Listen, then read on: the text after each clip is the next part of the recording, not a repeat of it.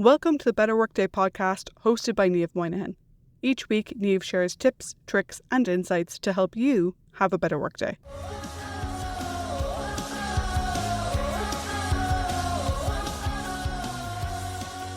Hello, and welcome back to the Better Workday Podcast. This is episode 10. I can't believe it. And today I wanted to take the opportunity to reflect on recording the first few episodes of the podcast, because this was something that I added to my workload. And while we talk about productivity and well-being and managing your workday, I thought this was a really good way to look at taking on extra work or taking on new work. So I'm going to be sharing my thoughts about how the past couple of weeks have gone and some things that I'm going to keep doing and some things I'm going to do differently. I hope that you find it insightful and perhaps you can apply it to some new things that you've taken on recently at work, or maybe things that are coming up. So first things first, consistency is key with podcasting, and it's the thing that I was worried about the most. But I had an advantage because I had been making an extra effort since the start of 2024 to record YouTube videos or videos for LinkedIn more regularly. And doing that allowed me to kind of understand if I could do something consistently, so if weekly was realistic for me, and also helped me understand the impact that that would have on my schedule and on my work. And because I don't work a full 40-hour week, I really had to try and experiment with how that was going to be feasible in the long term. So just to backtrack there a little bit, I work about 26 to 30-ish hours a week, depending on whether I'm delivering workshops. And sometimes I work in the evenings because I take shorter days to do things with my family and the kids and stuff like that.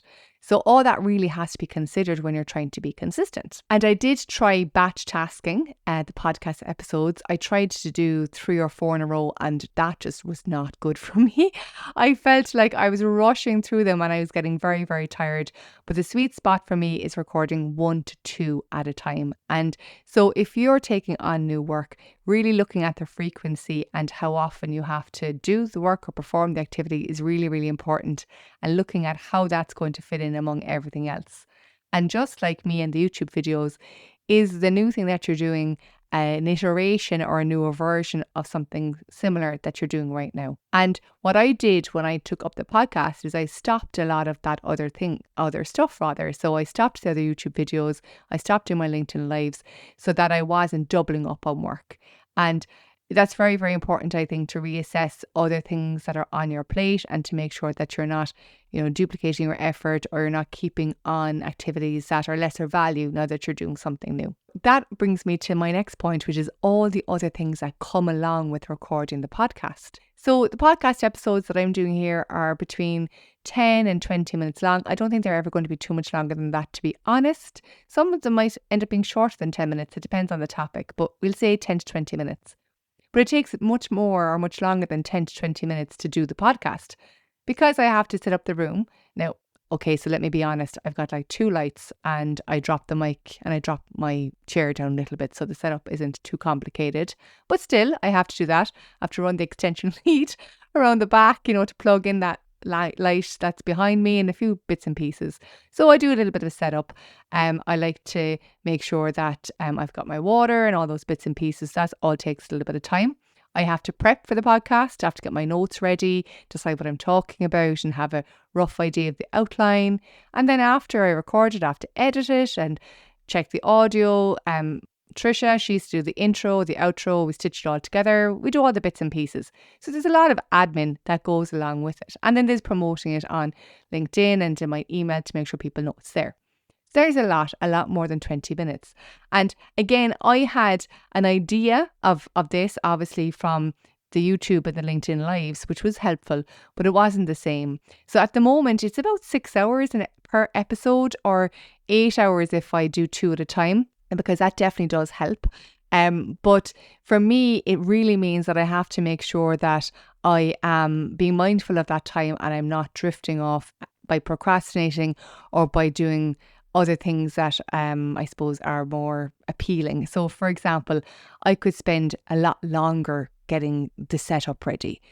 I could spend a lot longer editing. I could really be a perfectionist when it comes to the podcast description. But 6 hours is long enough, 8 hours is long enough for me. And so I have to really be mindful of that and not set expectations too high. So, because they won't be realistic. And I think, again, if you're taking on new work, it's just as relevant for you to make sure you know what good enough is and to define that upfront, because otherwise I feel that we could always be trying to get better just for the sake of satisfying our perfectionist ideals. So that was something for me. I haven't struggled with it too much now, mind you, probably because I do track my time, so I'm trying to keep myself honest. But I definitely have been tempted to kind of do more editing or to do a few more retakes, especially if I record late in the evening like I'm doing now. I find that I want to do it a few more times, and that's probably just because I'm doing it when I'm tired. After that, then I was thinking, what else have I learned? I suppose the next thing would be around using tools like AI. So I'm a gadget girl, I'm a tech girl. I love apps, I love tech, I love gadgets, I love all the things. I spent 14 years in the tech sector, and even before that, one of my earliest memories was my brother gave me his old Apple Mac, and it was the ones with the bubble back. It was an orange one, and I just loved it. And we had music software, it was Reason music software, and I used to spend hours just messing around with it. And anyway, I love tech. I always have. And that's good, but it's also bad, because when it came to the podcast, I was like, ooh, what apps can I use? What AI tools can I use? What are all the things I can do to make this easier? And now sometimes it does make it easier, but other times it can just add an awful lot of faff and extra effort for the sake of it. So be mindful of that, I suppose, really. I had to rein myself in. And I felt with the AI piece especially, I wanted to use it to help me, but I didn't want it to make the podcast inauthentic or make it fake or make it kind of feel like it's just a rehash of things that I would have spoken about in the past. So I did find the sweet spot. It took a while. I tried first to do podcast outlines using AI. I didn't really like that. I also tried to generate ideas from AI. I wasn't a huge fan of that either. But what I use it for now actually is after I record the podcast, I upload the video into a tool, and it picks out the highlights for me so that I can create my short clips. That's really, really handy. It also generates a draft of the show notes, which is really helpful, and a draft email and a draft blog. So that's really, really good, because it just takes what I've done and kind of gives me some repurposed content based on that. And I definitely prefer that way. So I create first and then use AI to help me refine it and share it, as opposed to using AI on the front end, if that makes sense. So again, with yourself, if you are taking on new work at the moment, and if AI is something for you to use to help you do that, definitely explore it.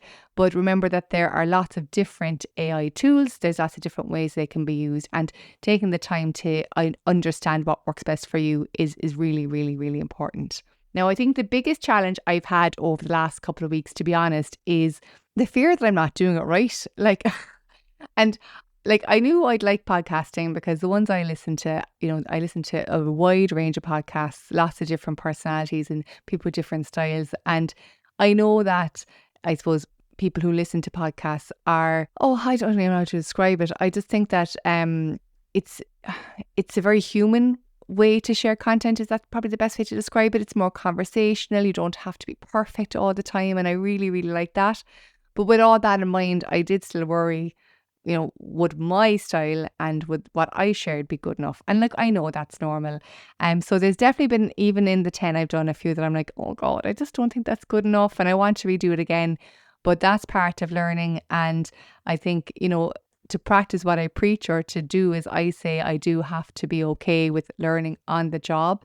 And I'm sure I'll look back on episodes 1 to 10 when I get to episode 100 and go, wow, you could have done those a bit better, but it was the best I could do at the time. And just I suppose that's really important for you as well. If you are taking on a new role or new aspects of your role, you're not going to be perfect or brilliant at it the very first time, not unless you've done it in the past.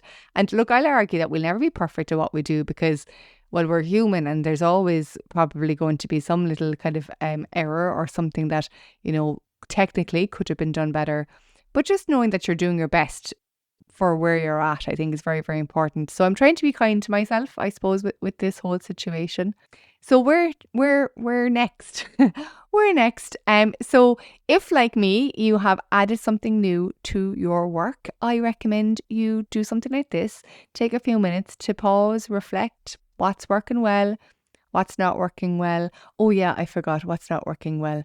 What's not working well for me is I vary a lot when it comes to energy. So there's some days that I'm really, really good energy and some days that I'm quite tired, to be honest with you. Especially if I'm after doing a lot of workshops and a lot of travel, my energy can be quite low for a day or two after that. And when I first started the podcast, I was very fixed on doing it on a Monday, like recording them on a Monday. And that was not a good idea, because if I was tired, I'd try and push through, and that just didn't feel right to me. So now I'm a little bit more flexible and aligned with my energy. So that's something that wasn't working well. So anyway, I come back. I'll come back. If you haven't already done it, take a minute, stop and think about the work that you've taken on, what's working well, what hasn't been working so well, and what can you do, over the next couple of weeks or the next month or so to improve what you're doing and to make it work better for you. For me, what I'm going to keep doing is probably doing no more than 2 episodes at a time, using AI on the end of the process as opposed to on the front. And as I said just there, my last point, being a little bit kind to myself in terms of what day I record or when I record, knowing that my energy is a key component, key success factor of the recording. So, and of course, tracking my time to make sure that I don't get lost in the detail or lost in the shiny, fancy things that I could get distracted by. I hope you found this helpful if you have taken on some new work, or even if you are, wondering what the value of some of your current tasks are or how well you are managing them. I am really looking forward to the next 10 episodes of the podcast and beyond. So until next week, stay well and have a better workday. Thank you for tuning in. We hope you enjoyed this episode. The Better Workday podcast is about helping you have a better workday. So we'd love to hear your thoughts and questions. You can find our social media details as well as any references from this episode in the show notes.